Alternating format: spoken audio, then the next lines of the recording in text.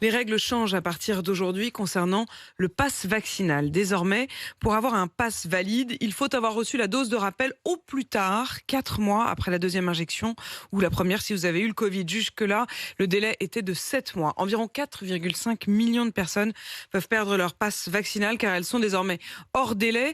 Est-ce que cela les poussera à aller se faire vacciner? Écoutez la réponse dans le reportage de la rédaction signé Romain Poiseau et Vincent Chevalier à Lyon pour RMC.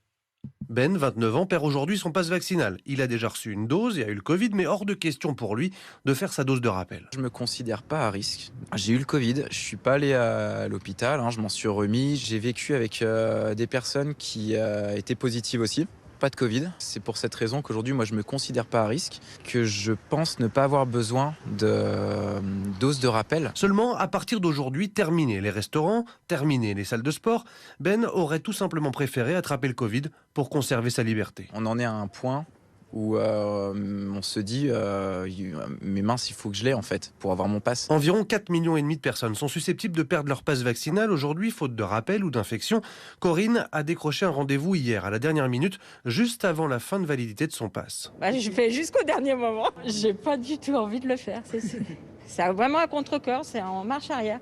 Autrement, je vais perdre mon pass. Et puis, comme je fais de l'auto-entrepreneur et que je suis obligée dans la restauration de le faire, donc je le fais, malheureusement. Campagne de vaccination qui s'accélère alors que l'épidémie recule. Bien sûr qu'on a des patients qui nous disent « Écoutez, j'ai fait 2 doses, je ne vois pas pourquoi je ferai la 3e dose », d'autant plus que la circulation est en train de baisser, voire même de s'effondrer. Pour Jérôme Marty, médecin généraliste, il faut aller au bout de son parcours vaccinal. Comme on ne sait pas du tout de quoi sera fait demain et que le vaccin a montré qu'il était efficace contre toutes les formes graves de tous les variants qu'on a connus jusqu'à présent, il faut se vacciner pour être protégé par rapport à toutes les vagues qui pourraient subvenir demain, après-demain, après-après-demain. En une semaine, le nombre de cas positifs détectés en France a presque été divisé par 2.